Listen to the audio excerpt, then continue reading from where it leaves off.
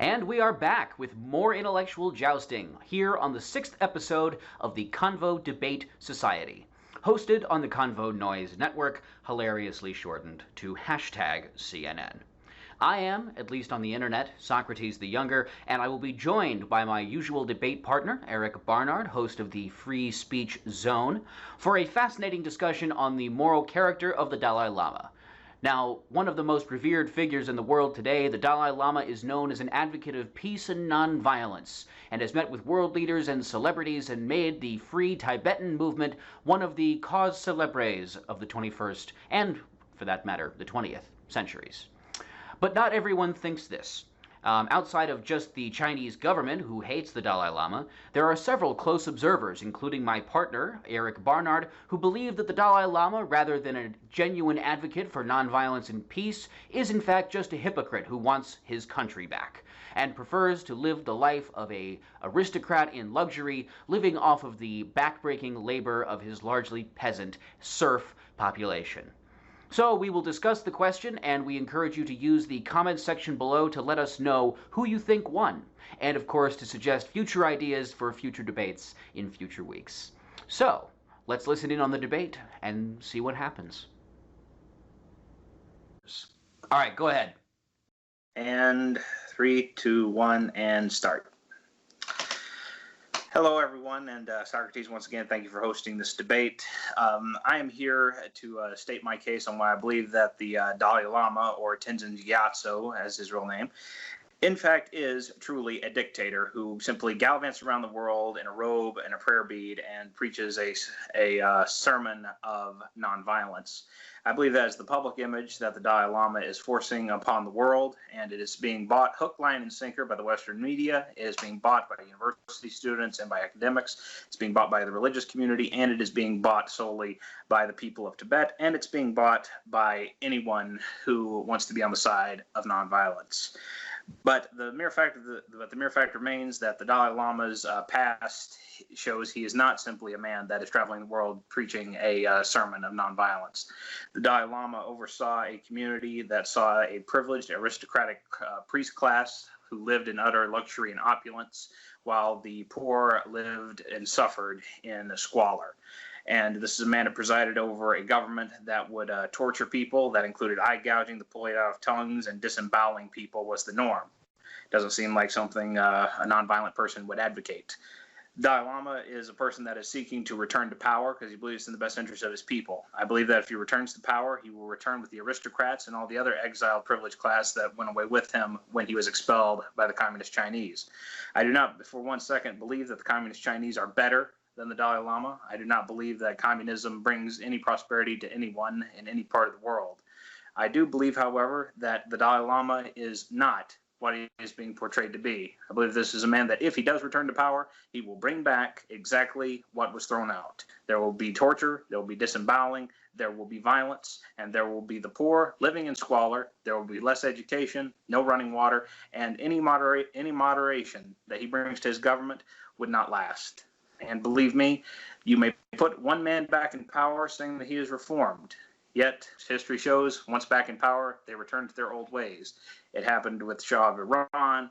It happened with the, it happened with numerous other world leaders. I don't have time to go into that now, as my time is drawing to an end. And I simply believe the Dalai Lama is exactly what I've said. He is a fraud. He is a con artist. He is a person that would torture his own people. I do not believe this is a person that promotes nonviolence, and I would hope that people would wake up to this and would not be promoting it and would not be giving money over to the Dalai Lama. If Tibet wishes to be free, it must remain free from the Dalai Lama, and it must remain free from the communist Chinese. That is all the time I have. I'll go ahead and start mine and do my opening statement here. And start. So the case against the Dalai Lama rests on this assumption that he presided over some sort of pre-modern feudalistic hell in which 95% of the population lived in what is characterized as serfdom. Furthermore, he's been accused of taking money from the CIA and promoting a violent uprising against the Chinese Communist government, thereby transgressing his supposedly nonviolent tendencies and Buddhist belief system. Now, what we have to take into account, first of all, is the questionable nature of the characterizations of Tibetan life prior to the 1950s.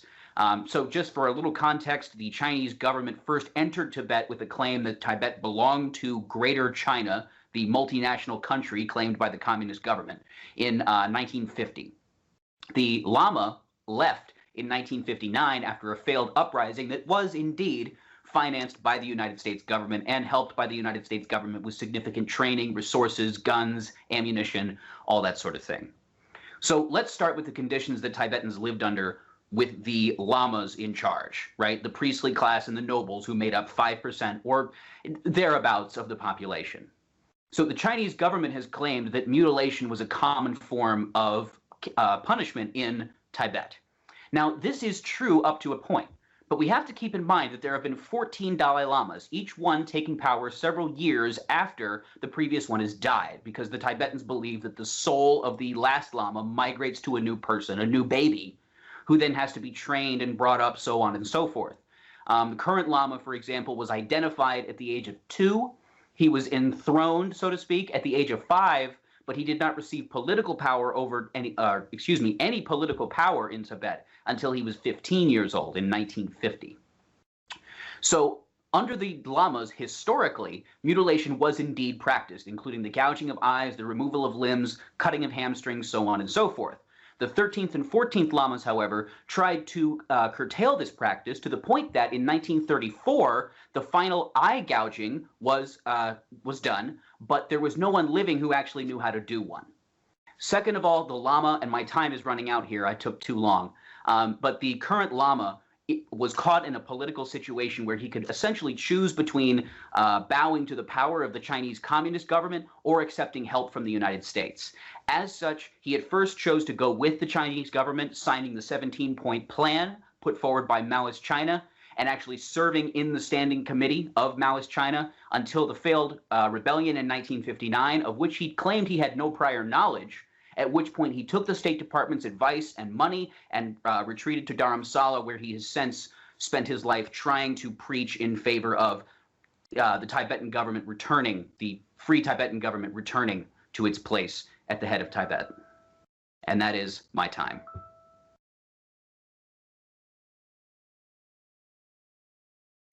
And start. You laid out a very important, lot of information there, and I appreciate you actually doing research for the story. But the fact of the matter is, the Dalai Lama sided with the communist Chinese in order to remain in power. He then fled and then joined up with the United States government, who did not do it in the best interest of Tibet. It was simply to fight communist aggression during the Cold War. And yet the Dalai Lama continued to take money from the CIA over the course of 40 years, all to squash out the Chinese communist hold on Tibet. I've stated fundamentally that Chinese communists are not a good replacement for the Dalai Lama and the priest class that he represented. I do understand that, yes, there were 14 Lamas before the current Dalai Lama. But the mere fact of the matter is, this Lama, he continued the practices. This Lama believes in returning to the privileged class, the 5% ruling over the 95% who live in squalor and in slums. And I don't believe that that is good for the people of Tibet. I believe that the communist Chinese have made some reforms that would not have taken place under the Dalai Lama. They have introduced secular education, running water, while also, of course, stomping out free speech and also the whole fucked up communist idea. But again, I'm not here to defend the Chinese. I'm simply here to state facts. The Dalai Lama is a dictator who preaches nonviolence, yet his actions show that he oversaw a government that was violent. From the age of 15, before he fled, he oversaw a dominant government that put people into squalor and injured people. I don't believe that that is a person that needs to return to power anytime soon, whether it's in Tibet or in Timbuktu. The Dalai Lama needs to be resigned into exile where he belongs. The people of Tibet must be made free from the communist Chinese and must not be returned to the power of the elite privileged priest class that the Lama would bring back with him. I don't condone violence of any kind, and I certainly don't condone dictators. And that's all the time I have.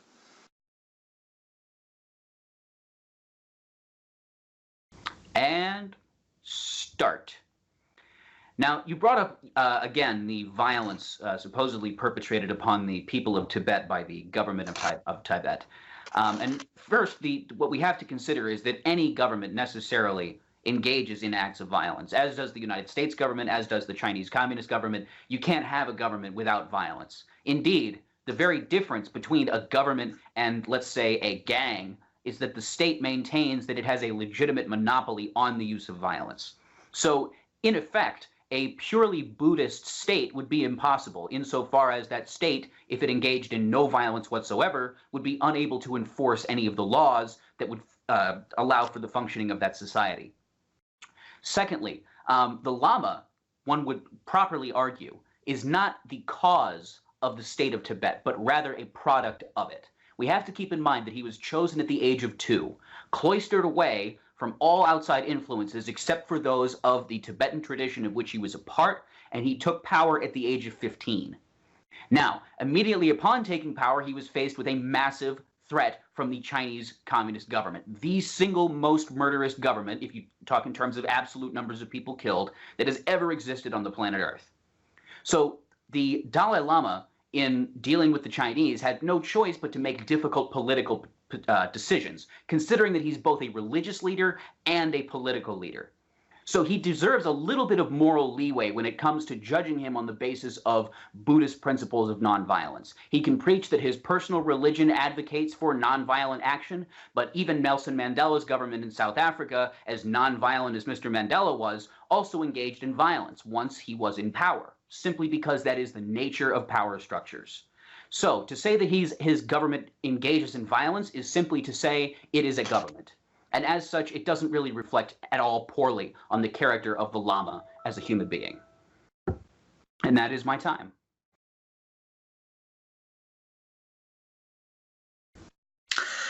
My first question to you is, you say that the Dalai Lama deserves a little leeway because he had to make a political decision in what he felt at the time was the best interest of the people. Granted, he was 15 years old. He was not open to the entire rest of the world as 15-year-olds here in the West are. And you say that you cannot have a government that does not use violence against its people. In fact, it's the only part of the state that is allowed to use violence. But is it not hypocritical to preach nonviolence and then to oversee it and then to have your government practice it against your own people, regardless of whether it's the Dalai Lama or if it's the United States or the Communist Chinese? Isn't it hypocritical to preach nonviolence and then to commit acts of violence? Well, to be fair, it is perhaps on the technical sense hypocritical to say so, insofar as hypocrisy is defined as saying one thing and doing another. But we have to, again, separate out the religious consideration from the political consideration. So on the one hand, you have the Dalai Lama as a religious Buddhist, and the religious Buddhists say, do not commit acts of violence against other beings that have souls and seek happiness. That's the way the Buddha put it, at least in my very bad translation / quotation. But secondly, even Buddhism preaches that a man whose a man whose bad deeds are covered over by good deeds lights up the world as if the same way as the moon removed from clouds, or the moon when the clouds are pulled away.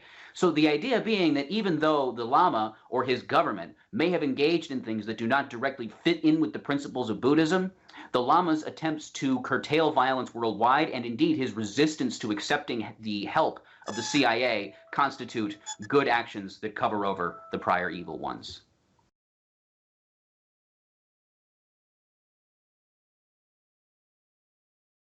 So my first question to you is, the Chinese government does not feel the need to punish people for saying that the Chinese economy has not grown over the last 25 years. The reason for this is that it so obviously has. On the other hand, the Chinese government has significantly cracked down on free speech and the free practice of religion in Tibet, most specifically protests against communist rule and in favor of the return of the Lama. If things are so much objectively better for the Tibetan people than they were under the Lama, if indeed they have secularized and become more educated and gained electricity and running water and so on and so forth, why does the Chinese government feel the need to quash opposition so ruthlessly? Because communism cannot exist without violence. And I believe that is what happens when you have a more educated class. They will become more educated, and they will fight for things that they believe are right. And clearly, the Chinese communists have become comfortable in their positions over the Tibetan people. But the mere fact remains that the people do want the Chinese out, and they do want it to be replaced. But the fact of the matter is, I would like to see the Chinese communists replaced with something besides the priest class coming back from exile. I don't want to see a return to a privileged class ruling over people and putting people into squalor. I don't think that's something they want to do. I believe that the Chinese communists, they simply are fighting for their own agenda to maintain control, as all communist dictators do. I believe that is always going to be the case as long as communism is the predominant government. It's unfortunate, but that's where it stands, and hopefully one day the Chinese communists will lose power.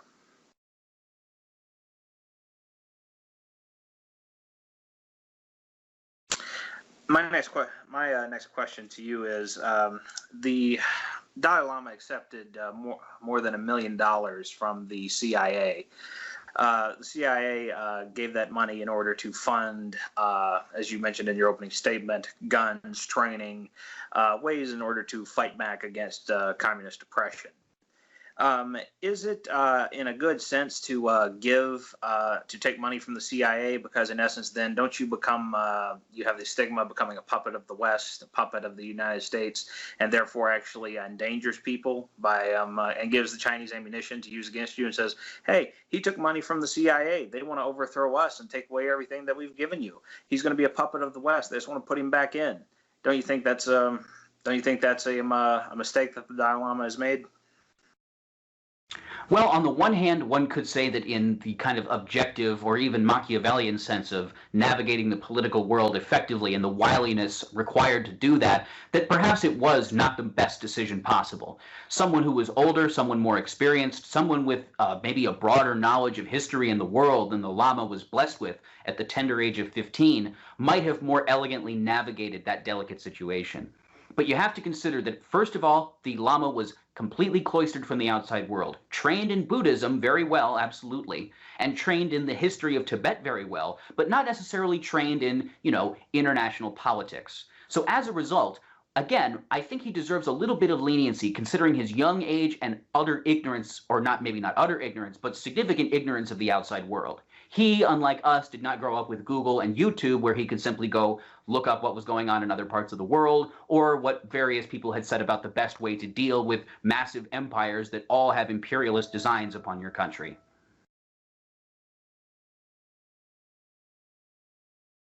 So my next question then is, considering that material from the pre-Chinese era on the nature of the Tibetan existence is generally pro-Tibetan in nature, and that material on the condition of the peasantry since the Chinese takeover is largely pro-Chinese in nature, how can we really get a clear picture of how these people living under the Lamas actually persisted, what their lives were actually like, without actually being one of them? It's not easy to do. In fact, it's impossible to do. Both sides always claim that their form is better. They always say life is better in my time or when I was in charge. It reminds me of the old joke of the two men that were in prison and they went through the lunch line and the one prisoner turned to the other and said, the food in here is terrible. And the second prisoner says, it was a lot better when I was governor. But the fact of the matter is, life under both the Chinese communists and under the priest class have been proven. There's been personal testimony to this. Has been one of violence, has been one of less freedom, not more, and has been a situation of where the elite rule and where the power of the state is clear and the power of the state is the number one power, and nothing is better than it. And people have been killed, have been tortured, and been maimed, and I think that is utterly wrong. And that's all the time I have for this.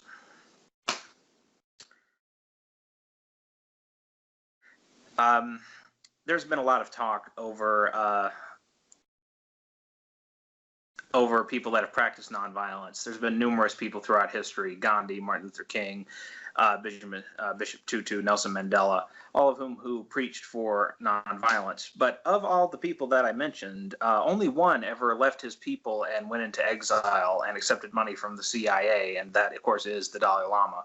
Martin Luther King stayed here in the United States and fought for equal rights for African Americans, voting rights, rights to shop at every store that white people did. Bishop Tutu continued to preach nonviolence to people. Nelson Mandela, of course, was imprisoned, came out, utterly became vice president. And of course, Mahatma Gandhi remained in India and never took up arms against anyone, and in fact did not wish to see the British harmed and killed. Isn't it strange that the Dalai Lama has fled and did not, in essence, it makes his case look more like an attempt to protect himself and to protect the elites. He marched him and his elites out of Tibet. He didn't take the poor with him. What do you say about that? Well, that actually, in order to answer that question, I have to go back to 1937, somewhere very far away from Tibet. Actually, it's the Berghof, Hitler's vacation home, or summer palace, as you might call it, in the Berchtesgaden, where he met with Lord Halifax, who was previously the British administrator of India. And at the time, Gandhi was already agitating for Indian independence. He took a break when World War II broke out proper, but at the time he was fighting for Indian independence and causing a lot of big problems for the British Empire. Hitler, during that meeting, went into a monologue at Lord Halifax, which was one of his favorite activities, about what should be done about Gandhi. And the famous quote goes, "You know what you ought to do, Lord Halifax, is shoot Gandhi. And if that doesn't work, you should shoot a couple members of the Indian National Congress. And if that doesn't work, shoot 200 people or so, just until order is restored." We have to keep in mind that the Chinese communists were the most murderous regime in history. If the Dalai Lama had tried to stay and do what Tutu, Martin Luther King, or Gandhi did, he would already have been gone for decades. And we probably would not be talking about this right now at all.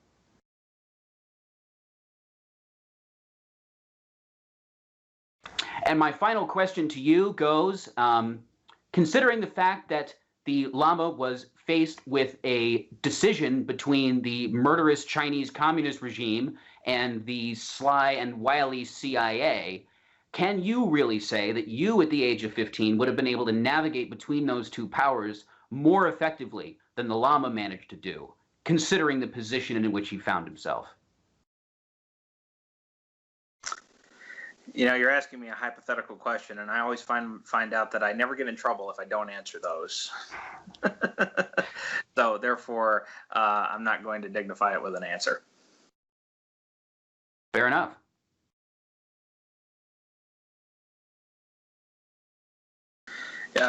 It definitely does take a special kind of person to protest in the manner of actually igniting oneself on fire. And the point is that I do agree that the Chinese propaganda is about making everyone but the communist Chinese look like bad people. But the fact of the matter is, 13 lamas preceded the 14th Dalai Lama, and they did oversee a society that had the priest class that lived in luxury and opulence, while the vast majority lived in squalor and peasantry.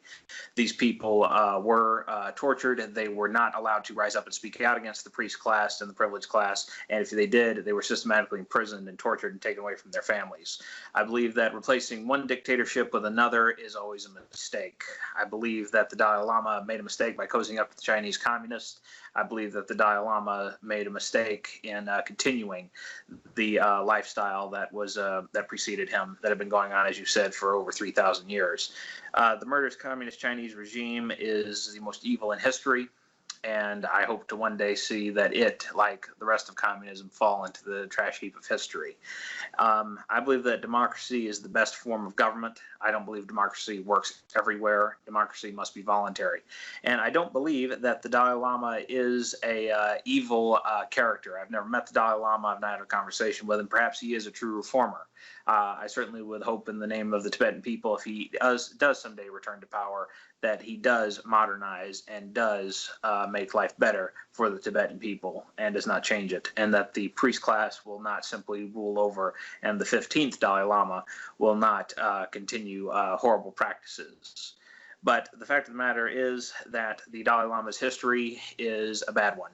It has been one of violence and bloodshed, no different than the communist Chinese. Defending violence is wrong, and then to preach for nonviolence while overseeing violence is utter hypocrisy. And I don't care if that hypocrisy comes in the form of a man wearing a robe and a prayer bead, or if it comes from a president of the United States wearing a coat and a tie, or a Chinese communist in a Mao suit.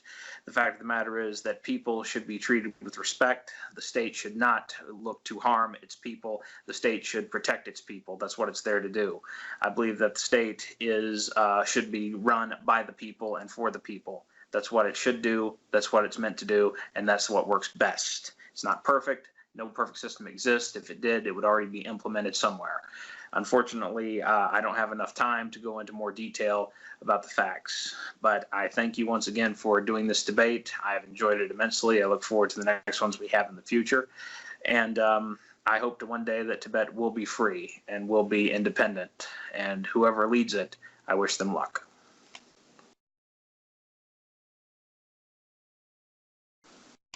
And start. So we've talked a lot about the situation in which the Dalai Lama found himself. And what we ultimately find ourselves doing is trying to compare a kind of absolute moral code as it's represented by Buddhism or as it's represented by our own views of how governments and individuals should conduct themselves. But inevitably, when those absolutes run up against the realities and the vicissitudes of trying to navigate specifically political situations, especially at the most murderous point in the 20th century, that middle 20 to 25 years, we find that those absolutes tend very often to break down. And one can find examples of virtually every person in the world who's been held up as an example of nonviolence or as an example of a peace-loving person, engaging in things that, you know, upon reflection, just don't seem to fit their image as kind of these, enlightened beings. And the Lama is definitely one of those people.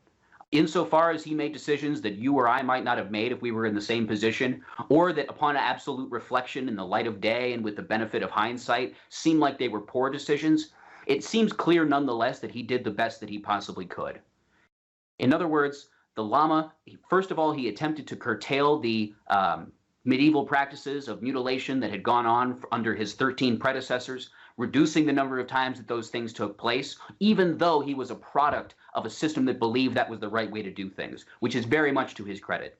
Second of all, he did attempt to improve the lives of the serfs under his system, many of whom could not even properly be characterized as serfs, but more often as peasants, considering that they were able to move, they were able to pay off their so-called dues to the landlord, or what you might call in the United States their taxes, and even acquire personal property for themselves. There was some small category of those peasants who were actually able to build up a rather comfortable lifestyle, considering the fact that Tibet was one of the most pre-modern societies in the world at the time.